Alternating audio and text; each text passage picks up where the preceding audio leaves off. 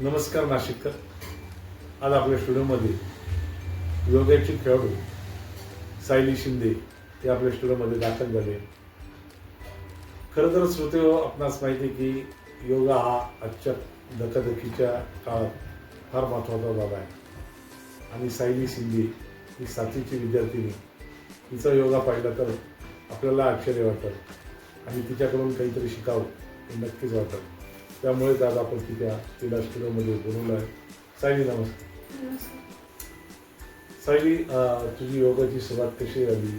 तुला योगाविषयी आवड कशी निर्माण झाली? जेव्हा आमच्या शाळेत प्रिन्सिपल सरांनी जेव्हा सूचना पाठवली होती की प्रत्येक वर्गात जाऊन योगा कोणाला घ्यायची अशी सूचना पाठवली होती, तर तेव्हा आमच्या वर्गात मामान ते आले होते की कोणाला योगा घ्यायचं. मी हात वरती केला.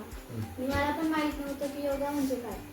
मग नंतर मी तिथे जवळ गेली आणि मी बोट वरती केला आणि ते बोलले की तुला येईल का योगा. मी बोलली हो येऊन जाईल.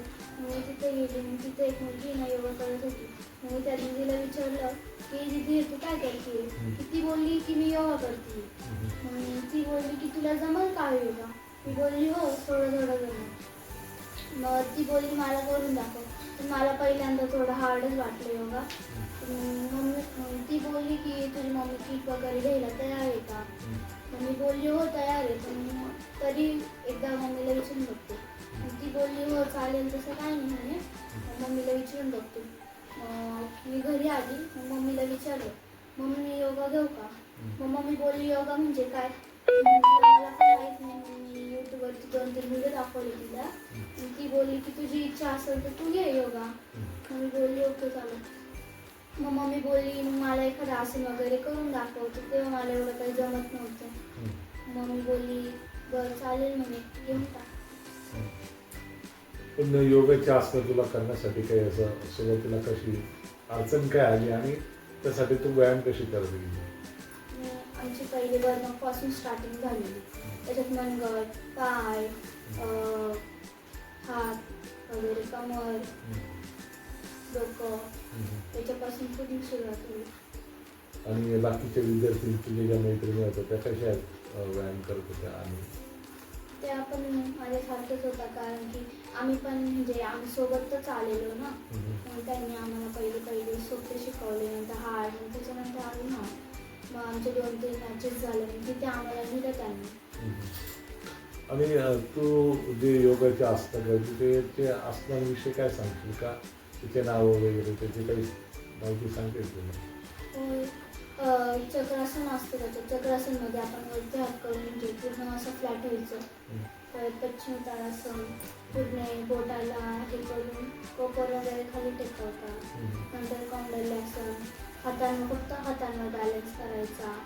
नंतर शल्वासन फक्त जे झोपून पाय डोक्याला लावायचे. परत डोक्यावर उभं राहायचं. असे भरपूर काही असते. तर तुला कोणती तू किती आसनं करते? मी दररोज 17-18 आसन. एवढी 17-18 जमतात तुला आसनं? तर त्याच्यातलं अवघड आसन कोणतं? पिंडासन, शल्वासन, शीर्षासन. अवघड काय? का बरं असं त्याला अवघड का म्हणते? कारण की सर त्याच्यात बेंडिंग वगैरे जास्त. बरं. आता तुझे योगामध्ये तू भाग घेतल्यानंतर तुझे आई वडील काय म्हटले तुला की भाग घे असं वगैरे काय म्हटले का? हो ते बोलले भाग घे, चांगला असतो योगा वगैरे, तंदुरुस्त राहते शरीर. त्यांना पण समजलं की योगा म्हणजे काय असतं. आणि आई वडील काय करतात तुझे? माझे पप्पा मजुरी करतात आणि आई गृहिणी. मग आई गृहिणी काम करते आणि भाऊ वगैरे किती? आई भाऊ वगैरे? हो आम्ही 4 आहोत. तू आतापर्यंत कोणकोणत्या स्पर्धेत भाग घेतला की त्या स्पर्धेमध्ये तुला तू कसं दाखवत आहे? मी हे भरपूर 10 स्पर्धांमध्ये भाग घेतलेला आहे. तिथे स्कूलमध्ये 17-18 म्हणजे 17-18 शाखा येतात. ते तिथे जातो आम्ही योगा. तिथं कशी स्पर्धा आहे? तिथे ते सर ते राहतात की ते बोलतात म्हणजे ते ना एका मुलीला उठवतात. तर त्यांच्याकडून 1 किंवा 2 चिठ्ठी उचलायला लावतात. ती उचलली त्याच्यामध्ये आसनं लिहिलेले राहतात.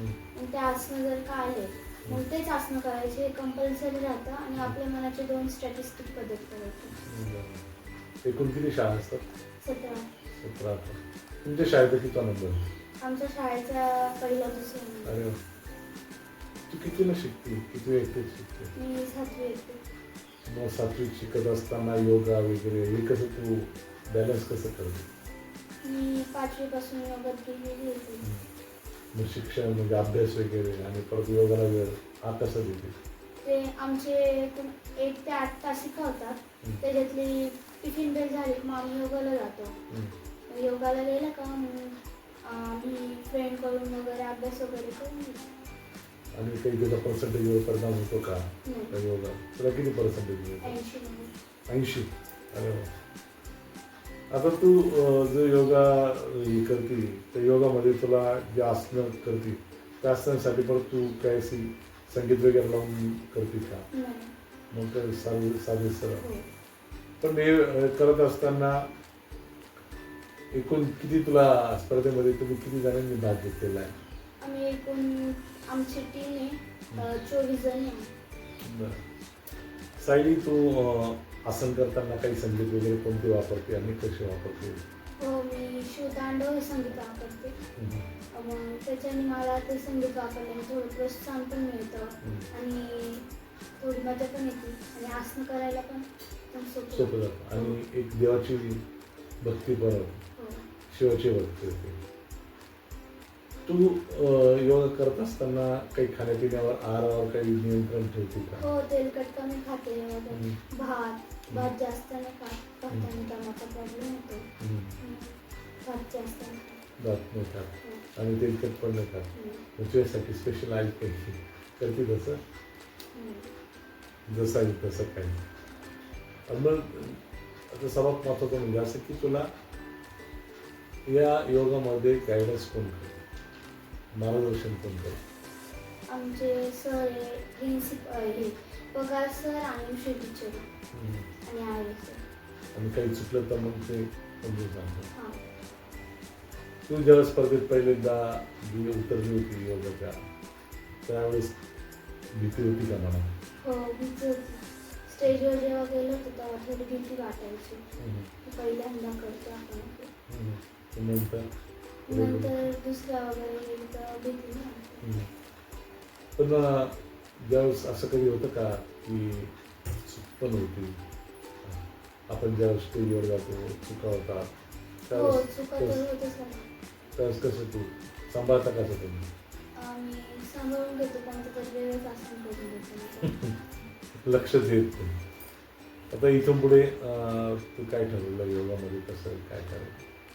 मी योगामध्ये आता योगा चालूच ठेवणार आहे. फक्त 10वीला थोडा अभ्यास वगैरे.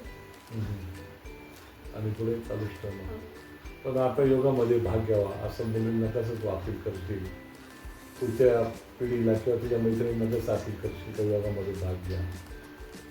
ते मला 2-3 जण बोललेलं आहे की आम्हाला योगा शिकव, क्लासेस घे योगाचे. पण मी बोलले आता मी पण गावाला चाललेली वगैरे. ते बोलले गावावरून आल्यावर पण घेऊ शकते तू. बोलली बघेल मी. आता भरपूर जण बोलत आहे की घेऊन टाकायचं. आता सगळे बोलत आहे की तू छान करते. बोलले त्यांना पण शिकवत जाय थोडंसं क्लास वगैरे. नाही ते झालंच, पण प्रश्न असा आहे की मुलींनी योगामध्ये सहभाग घ्यावा यासाठी तू कसं अपील करशील? त्यांचं आधी सिलेक्शन वगैरे घेईल. ज्यांचं सिलेक्शन सक्सेसफुल झाल्यानंतर पुढची गोष्ट. तर त्यांना सांगशील का तुम्ही योगामध्ये भाग घ्या असं? हो. योगाने काय फायदा होतो ते त्यांना सांगायचं. नक्कीच.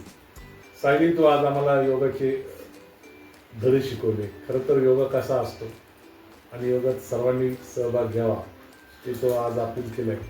तर आपल्याला नक्कीच नाशिककर साथ देतील आणि त्यांचा योगामार्फत आरोग्य तंदुरुस्त ठेवतील असं आज आपल्याला वाटतंय. तुमच्याशी गप्पा मारलं त्याबद्दल धन्यवाद.